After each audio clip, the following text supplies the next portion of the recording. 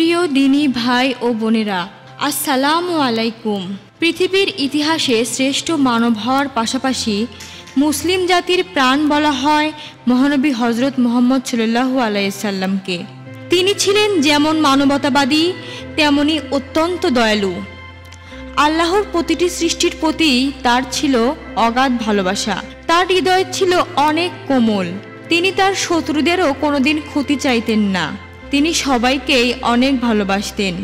বন্ধুরা, আজ আপনাদের সাথে আলোচনা করতে চলেছি মহানবী সাল্লাল্লাহু আলাইহি সাল্লামের এমনই কিছু ভালোবাসার উদাহরণ নিয়ে। তাই আপনাদেরকে অনুরোধ করব, ভিডিওটি শেষ পর্যন্ত দেখুন।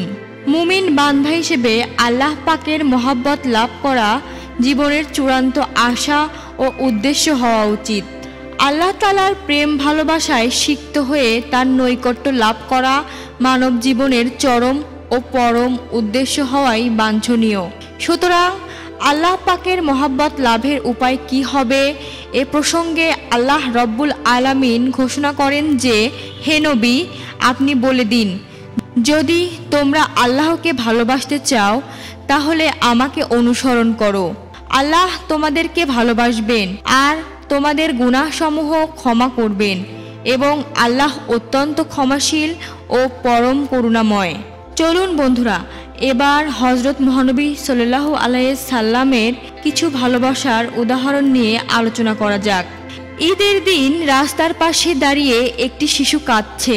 রাসূল পাক সাল্লাল্লাহু আলাইহি সাল্লাম সেই পথ দিয়ে যাওয়ার সময় শিশুটিকে এ অবস্থায় দেখে মধুমাখা সুরে জিজ্ঞেস করলেন, বাবা, তোমার কি হয়েছে?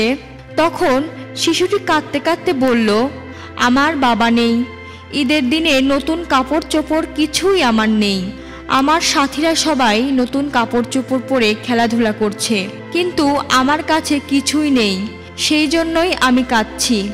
তখন দয়ার নবী শিশুটিকে নতুন কাপড় কিনে দিয়ে নিজের বাড়িতে নিয়ে আসলেন এবং কন্যা হজরত ফাতিমা রাদিয়াল্লাহু তাআলা আনহুকে বললেন, মা, আমি তোমার জন্য একটি ভাই নিয়ে এসেছি। তুমি তাকে গোসল করিয়ে দিয়ে নতুন জামা পরিয়ে দাও, কিছু মিষ্টান্ন খাইয়ে দিয়ে শিশুদের সঙ্গে খেলতে পাঠিয়ে দাও।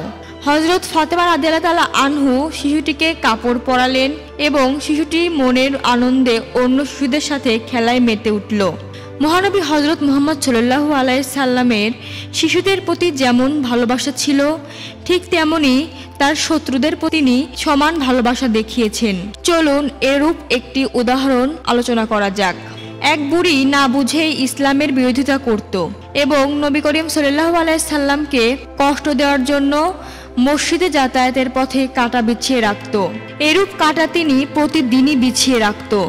হঠাৎ একদিন পথে কাঁটা দেখতে না পেয়ে নবী করিম সাল্লাল্লাহু আলাইহি সাল্লাম উদ্বিগ্ন হয়ে গেল। তিনি ভাবতে লাগলো, আজকে রাস্তায় কাঁটা নেই কেন? তাহলে কি বুড়ির কোনো অসুখ হয়েছে? এই ভেবে দয়ার নবী বুড়ির খোঁজে তার বাড়ি গিয়ে পৌঁছেন। গিয়ে দেখেন বুড়ি অসুস্থতার কারণে বিছানায় শুয়ে ছটফট করছে। তিনি তখন ওষুধের ব্যবস্থা করে দিয়ে তার সেবা যত্ন করতে লাগলেন। রাসূল সাল্লাল্লাহু আলাইহি সাল্লামের পরিচয় পেয়ে বুড়ি তো হতবাক হয়ে গেল। তার এই অমায়িক ব্যবহার দেখে বুড়ি ইসলাম গ্রহণ করল এবং মুসলিম হয়ে গেল। এরূপ হাজার হাজার ঘটনা রয়েছে রাসূল সাল্লাল্লাহু আলাইহি সাল্লামের জীবনীতে। ঠিক সেরকমই আরেকটি ঘটনা আপনাদের কাছে বর্ণনা করছি। মক্কা বিজয়ের কয়েকদিন পর এক বৃদ্ধা তার সামান্য মালামাল পুটলি বেঁধে মক্কা ছেড়ে চলে যাচ্ছে, কিন্তু বয়সের কারণে পুটলি বহন করা তার পক্ষে কষ্ট হচ্ছিল। নবী করিম সাল্লাল্লাহু আলাইহি সাল্লাম এসে তাকে দেখে জিজ্ঞেস করেন, মা, তুমি কোথায় যাচ্ছ? বৃদ্ধা তখন বলল, অমুক জায়গায় আমার আত্মীয়ের বাড়িতে যাচ্ছি। কেন যাচ্ছ এ প্রশ্নের জবাবে বৃদ্ধা বলল, শুনেছি মুহাম্মদ নামে এক ব্যক্তি আমাদের বাপ দাদার ধর্মের বিরুদ্ধে এক নতুন ধর্ম প্রচার করছে, তাই জীবন রক্ষার জন্য মক্কা ছেড়ে চলে যাচ্ছি। রাসূল সাল্লাল্লাহু আলাইহি সাল্লাম এবার বৃদ্ধার বোঝাটি নিজের কাঁধে তুলে নিয়ে বললেন, মা, তুমি আমার সঙ্গে চলো, তোমাকে বাড়ি পৌঁছে দেব। বৃদ্ধাকে তার আত্মীয়ের বাড়ি রেখে দিয়ে এসে নবী করিম সাল্লাল্লাহু আলাইহি সাল্লাম বললেন, তুমি এখানে থাকো, আমি চলে যাচ্ছি। বৃদ্ধা বলল, বাবা, তুমি কে? আমার জন্য এত কষ্ট করছো? দিনের নবী তখন বললেন, আমার নাম মুহাম্মদ। আপনি যার কথা শুনেছেন আমি সেই মুহাম্মদ। আমি ইসলামের কথা বলে থাকি এবং এক আল্লাহর ইবাদতের কথা প্রচার করে থাকি। বৃদ্ধা তখন বলল, যদি এটাই হয় ইসলাম তাহলে আমি গ্রহণ করতে রাজি। এ বলে তিনি রাসূল সাল্লাল্লাহু আলাইহি সাল্লামের কাছে কালেমা পাঠ করে ইসলাম গ্রহণ করে ইসলামের ছায়ায় আশ্রয় গ্রহণ করলেন। প্রিয় দিনী ভাই ও বোনেরা, আল্লাহ আমাদের সবাইকে রাসূল সাল্লাল্লাহু আলাইহি সাল্লামের পথে জীবন কাটানোর তৌফিক দান করুন। আমিন।